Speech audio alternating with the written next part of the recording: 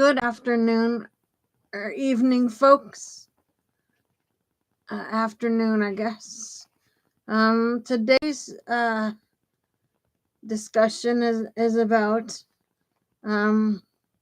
resident to resident aggression. When that shows up, who's responsible for it, and how to deal with that.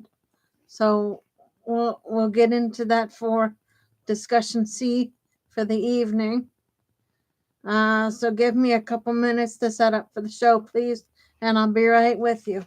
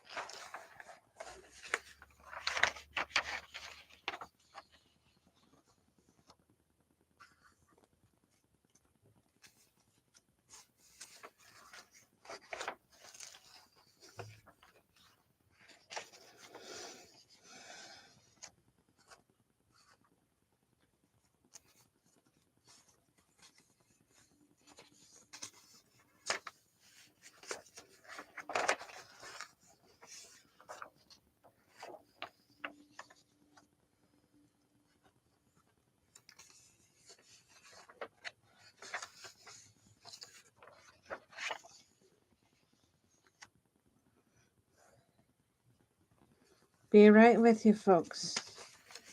Give me 1 second.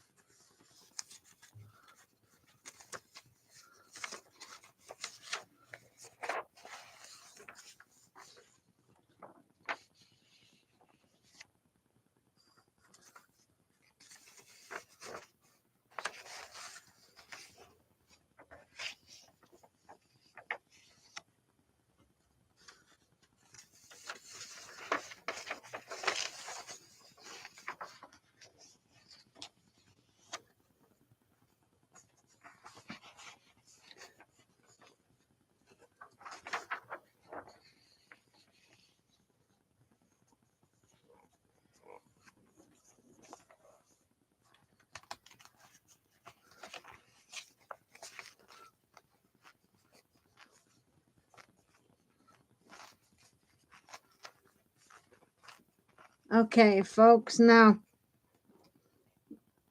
I felt compelled to do this show tonight for resident to resident aggression because this happens in every nursing home at some point. Something small pops it off, or sometimes we don't understand what the trigger is.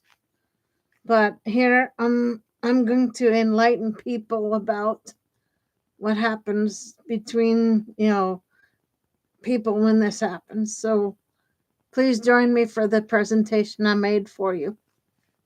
Okay. Explanation of the heading.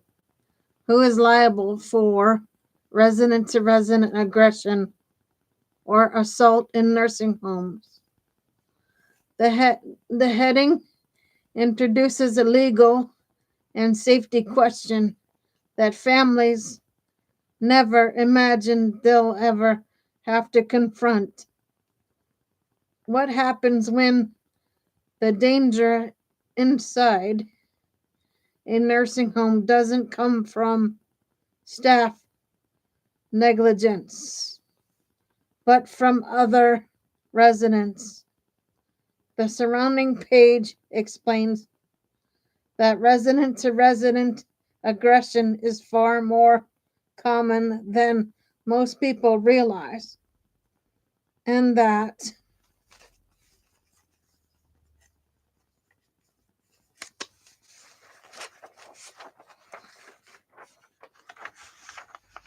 determining liability requires looking closely at whether the facility fulfilled its duty to keep all residents safe. Why this issue matters. The page emphasizes that resident to resident aggression is not a rare normal anomaly. It's a documented widespread problem in long-term care. Studies cited on the page show that 15 to 22% of residents in certain facilities experience some form of aggression within a single month. These incidents range from verbal harassment to physical or sexual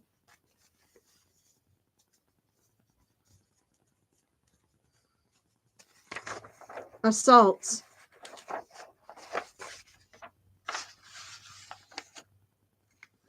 They can cause serious injuries, emotional trauma, and long term fear because many residents live with dementia, cognitive decline, or psychiatric conditions. Aggression is often tied to unmet needs, confusion, or environmental stressors.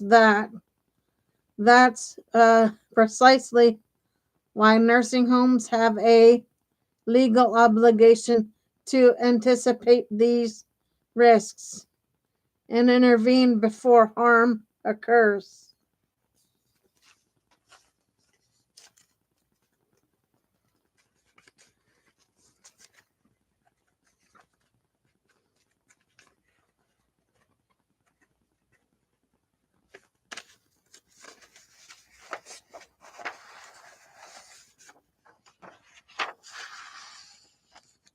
Resident to resident aggression includes physical attacks, hitting, pushing, grabbing, choking, verbal aggression, threats, intimidation, harassment, sexual aggression, unwanted touching, invasion of personal space or property, behavioral, behavioral disturbances that escalate due to lack of supervision. The page stresses that these events are not simply resident conflicts.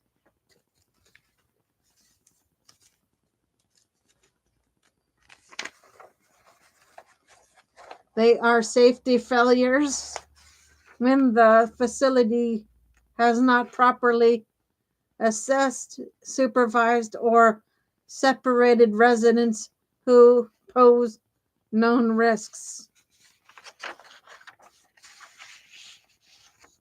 Who can be held liable and why? The surrounding content makes clear that the nursing home is usually the primary liable party. When one resident harms another, facilities have a legal duty to provide a safe environment, and that includes preventing foreseeable aggression. The nursing home or facility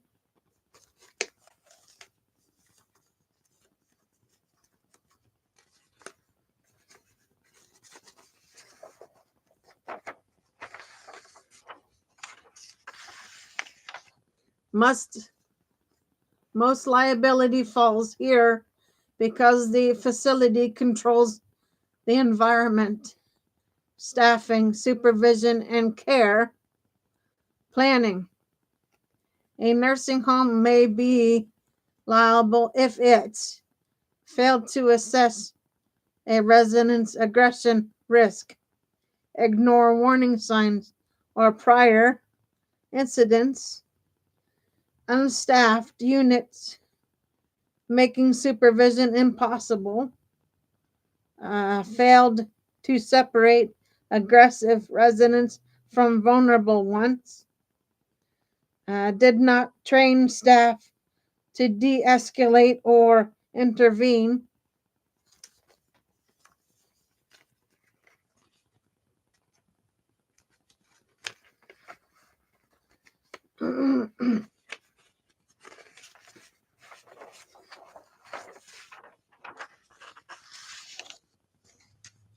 Provided inadequate medical or psychiatric care.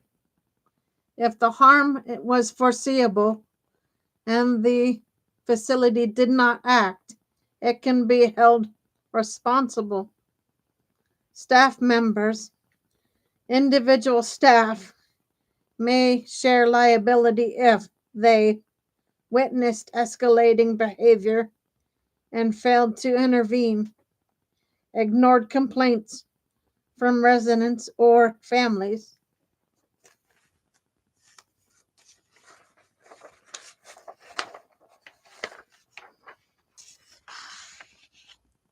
violated facility policies or state regulations. Their negligence can also create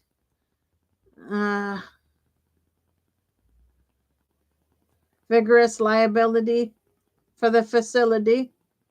The aggressive resident, in some cases, the resident who committed the assault may be personally liable. However, many residents have dementia or impaired judgment, which complicates international tort claims. Criminal charges may still apply in certain circumstances. Third-party caregivers or contractors.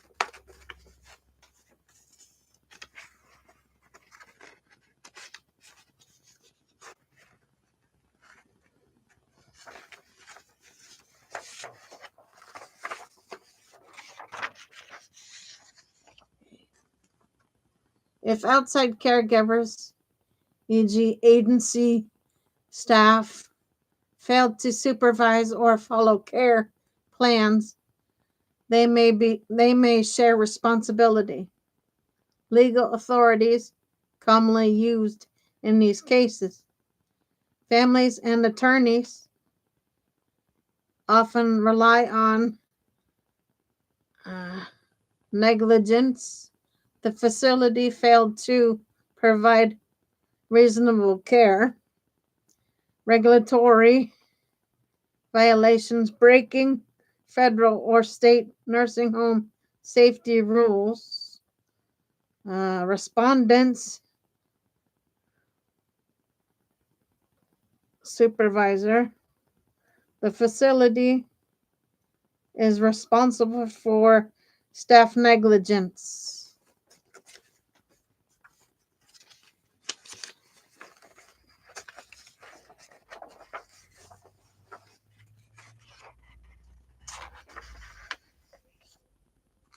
Breach of contract, failing to provide promised levels of care.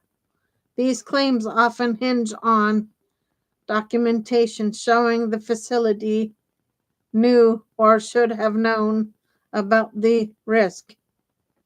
Common facility failures that lead to liability. The page highlights several patterns. Understaffing, especially in memory care units. Poor training in behavior management or de-escalation.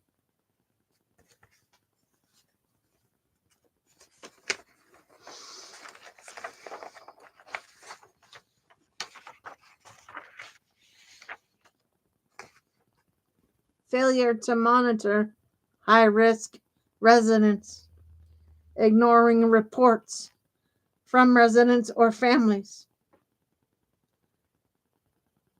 not separating aggressive residents from those who are frail or cognitively impaired, inadequate medical or psychiatric support.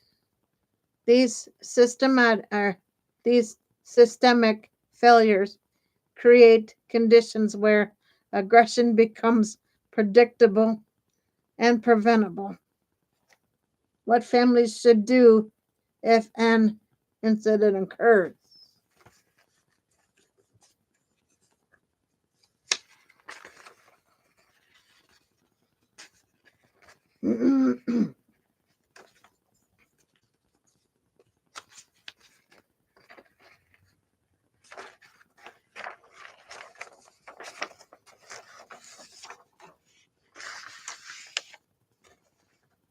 The page provides a clear roadmap. Document everything: injuries, photos, medical records, witness accounts. Report the incident to the facility leadership and state regulators. Consider relocating the resident if the facility is not taking action. Seek legal help to investigate negligence and pursue compensation.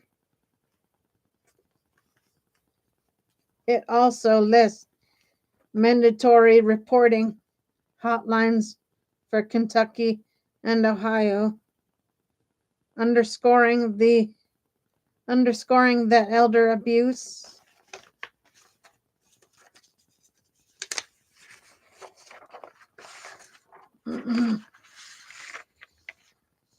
must be reported, including resident to resident harm, must be reported. The bottom line, the heading signals a crucial truth. When one resident harms another, the nursing home is often legally responsible because it failed to prevent foreseeable danger. Resident to resident aggression is a known documented risk in long-term facility care.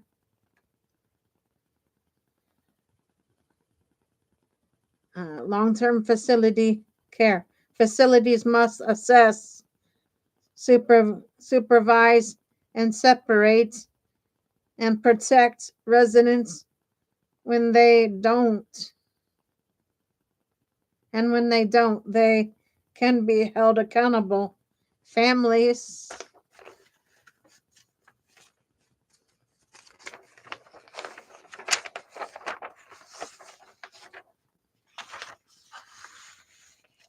who suspect harm should document, report, and seek legal guidance to ensure their loved ones' safety and dignity. Okay, guys, so that is C for you. After dinner, I'll jump on and do a D. Until then, Gator Wellness. Take care, folks.